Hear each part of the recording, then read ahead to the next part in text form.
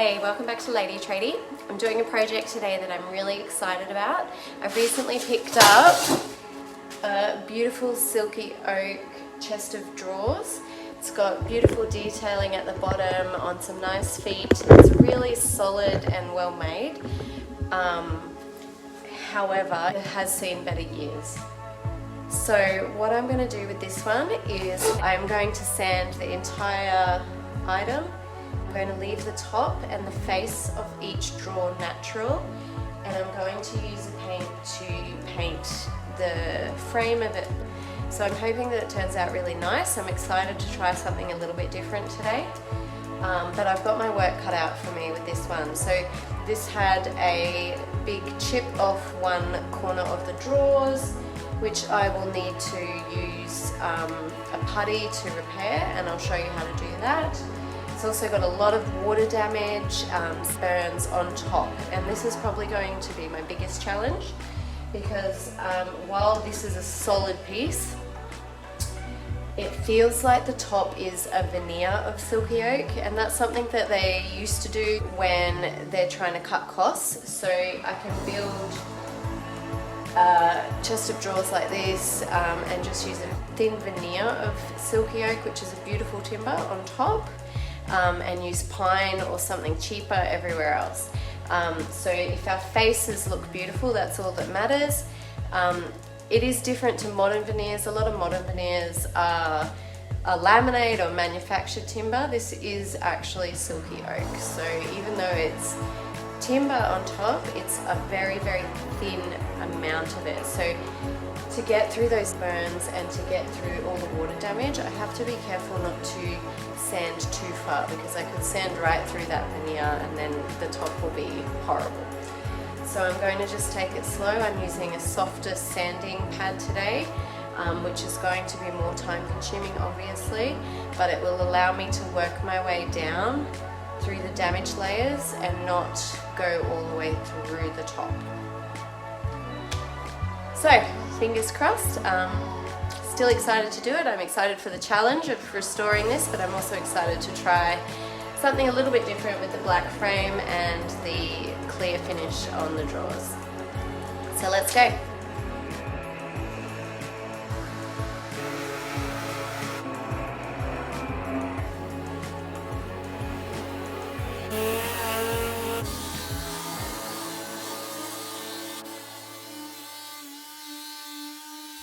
To repair this broken corner, I'm using Knead It, which is a multi-purpose polymer repair compound.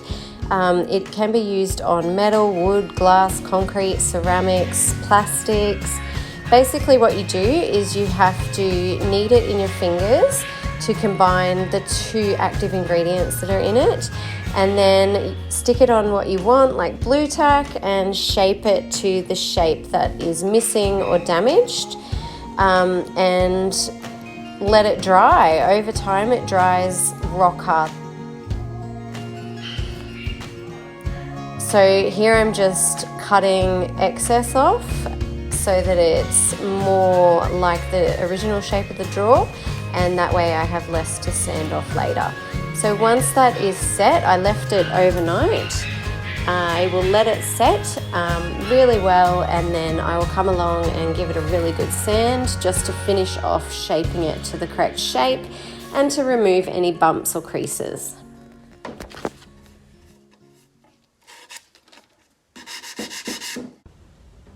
Okay, the top of this is turning out to be a lot more difficult than I thought. I know it had a lot of water damage. I know that it had those burns on top. Those burns are full depth burns, so I'm going to try something with those in a moment. It's also chipped up on a few corners. So what I'm doing now is I'm going through with some filler. So this is Timbermate wood filler. Okay, there's a whole heap of different varieties of these in different colors that you can buy to suit the timber that you have. You can, once this is dry, you can sand it afterwards to smooth it off and then put your varnish on top of it, and it looks fairly good, better than burn marks. So that's what I'm going to do. I'm at the point with the top of this where I'm seriously considering whether I just paint it because the damage is extensive. So I'm going to give this a go first. I may even varnish it and then make a decision. If I varnish it and I still am unhappy with it, then I'm going to paint the surface. So we'll see how it goes. You can see the burn marks here. Look, I'm going to give this a go. It may stand out more, but I guess that's part of refinishing furniture. You just try it out, and if you don't like it or if it's worse, try something else. It is also extremely humid here in good old Queensland, Australia, so the humidity sometimes does affect the work that I do. While you're at it, fill any other imperfections that you might find on the surface as well, such as cracks or dents. Give them a quick fill if you feel like they need it. The next step that I need to do is I still obviously need to sand the front surface of my drawers, but I also am going to lightly sand the rest of the frame before I paint it. That way, even though I'm using chalk paint and you don't have to do that, I do find that it gives a better finish in the long run. It's a sturdier finish, so it's not as likely to be lightly knocked or scratched and lift right off. So when you have these thick varnishes on the timber that you're restoring, if you don't lightly sand them, often the paint knocks and comes right off, and then you know, you've put all that effort into something that you're just going to be unhappy with. So hand sand lightly all over the frame. I feel like it's almost sacrilegious to paint a solid block color over a silky oak cabinet, but I am going to do it in this case because it is very worn. And I'm going to use a fair bit of fill to fill areas that have broken and chipping away. So I do need to give it a solid coat, although I do hate doing this to such a beautiful timber. So that's the next step. Sand the frame. Once that's done, I can go ahead and paint the frame, or I can move on to sanding the front of the cabinets. I generally like to just get all of the sanding out of the way because it's dirty and it's messy. That way I just have to clean up that one time. It also gets all over me. So what I'm going to do is I will sand the frame, and I will then go ahead and sand those drawers before I start painting. After you've sanded, you really need to give it a thorough clean. You don't want to just paint over dust. Even if you're wiping it down, there's still dust on there, so just get a warm soapy bucket of water, not too wet, so I like to refer to it as dry wet. You want to use a wet cloth, but you want to wring it out as much as possible because you really don't want water seeping into the timber, particularly if you've sanded it all the way back. You also don't want to wait days and days for it to dry. So we'll do the rest of the sanding, we'll give it a thorough clean, and then we'll let the painting begin, and that's the fun part.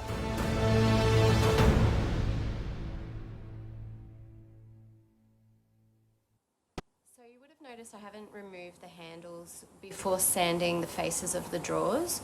There's a really good reason for that. They're beautiful antique handles. They're not tarnished or anything badly. They're in beautiful condition. I can't remove them though.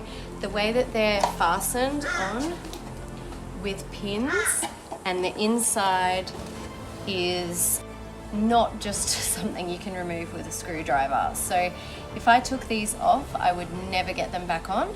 So unfortunately for me, that means that I have to hand sand around them and underneath them because I do want to keep them. Now, if you didn't want to spend all the time doing it by hand, obviously you could just take the existing handles off and then put new ones on that you could easily screw in with a screwdriver. Right, the hard part is done, all of that sanding is done, it's been cleaned, it's been dried. Now it's time to paint. So this is the paint that I'm going to use for this project. It's called Coastal Blue. I just picked this up at Bunnings, but all different hardwares have a variety of chalk paint that you can use. So here we go.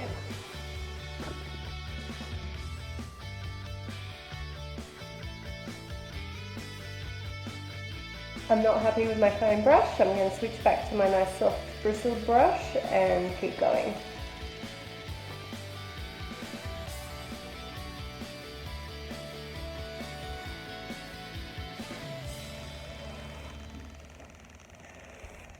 Now, don't worry if you get a little bit on the top.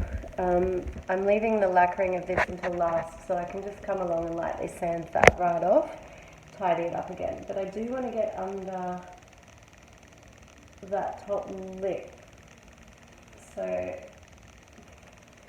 that's important. If you leave little areas, like little hidden areas, like under the lip or the bottom of the face of the drawers or things like that, untouched with the original colouring, it just is not as nice a finish. It doesn't look like a professional job. If you're doing this to keep, it's probably not such a big deal, but if you are doing this to sell, you want it to be perfect. You yourself wouldn't want to buy something that had errors.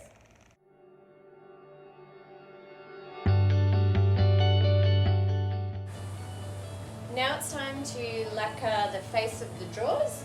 I am using an oil-based varnish today. This is Monocell Clear Satin Varnish. So I've given it a good shake and a good stir, and I'm ready to go. So what you want to do with your varnish is use a really nice soft brush and apply it. You don't want to apply it too thick or too thin, you just want to give it a nice coating that's nice and even and with as little brush strokes as possible. It's very hot here today. Things are drying as quickly as I'm brushing it on, so I want to be fast about it. I also don't want to continually go over areas that I've already done, otherwise it will be tacky and it will lift back off and start getting messy. That it actually does change the colour of the timber. So if you want the timber to stay as raw and natural looking as possible, I would recommend getting yourself a water-based varnish. Not only are they easier to clean up, but they go on quite differently and have a more matte finish and a more natural timber colour. The reason I've chosen this as opposed to a water-based varnish today is because the timber of this little cabinet is Silky oak. Silky oak, if you are familiar with it, has a beautiful grain. It's almost like little waves in a gently flowing river. And oil-based varnish has this beautiful way of reflecting the light that water-based varnish doesn't. And when the light is reflecting off this with the beautiful timber underneath, it looks amazing. In this case as well, because I've done the frame of my cabinet in blue, I feel like this finish suits that darker blue colour a lot better as well.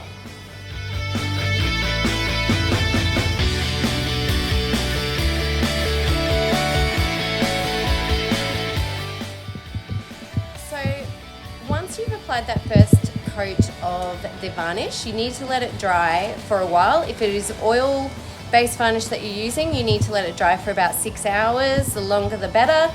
If it is water-based varnish, 2 or 3 hours usually does the trick. Now, the key to having a beautiful, soft, smooth finish is to give it a very light sand in between coats of varnish. So clean that off and then you can do a second coat of varnish. In most circumstances, 2 coats is all you need.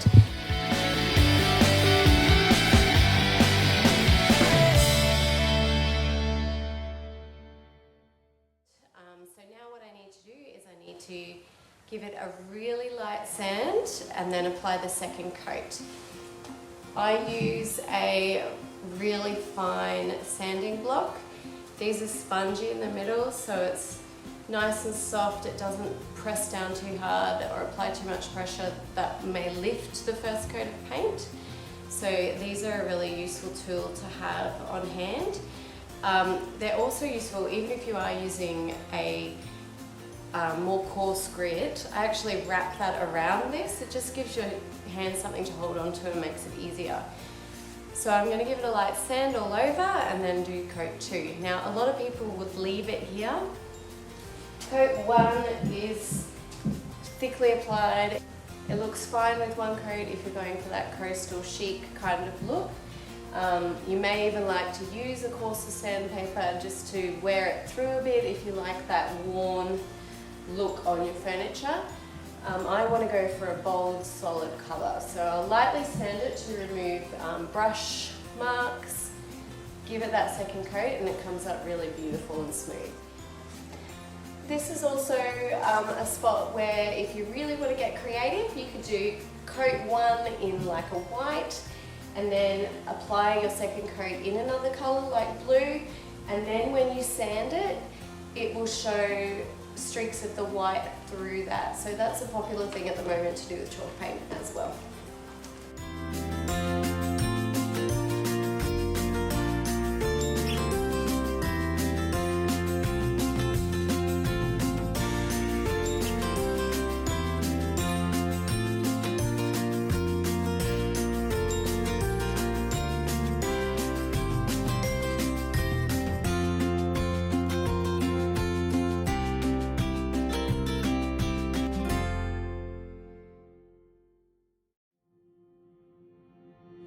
So you would have noticed throughout the video that I have done a lot of patchwork on the top with some filler, which I've mentioned previously. I really need to get in there and sand that back. Because the burn marks on top were so extensive, I've filled them, and once they're sanded back, I'm going to put a stenciled print on the top.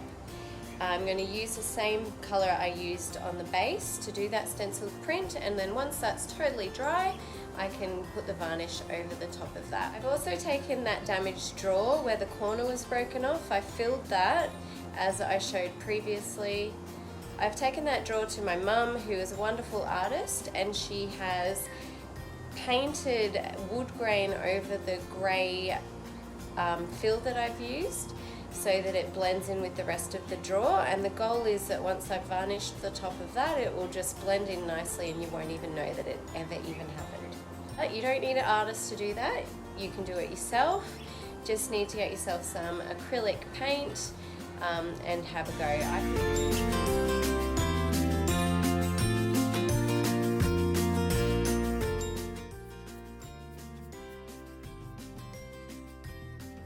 When you're going to put on a stamp or a stencil, make sure that it is centered nicely. So even if there is damage like there is on the table I'm repairing, you do want to still have it centered, because if it's off to the side where the damage is, it's going to look strange. So try to choose a pattern that will cover that damage up, but can still be centralized nicely as well. But it is still going to cover up the burn marks on this table. I guess it's a little bit like a tattoo cover up, you know, sometimes it draws the attention away from where the original damage was when you don't have it directly underneath the pattern. I'm also using a brush. Even though it is stenciled, I could just roll it, but this is my second attempt. I used a different stencil previously, and when I rolled it, it bled underneath. So I took it really carefully this time and used a brush inside those stencil lines to make sure that it was perfect. I also clean it up a little bit with a scalpel just to straighten up a few edges and things like that.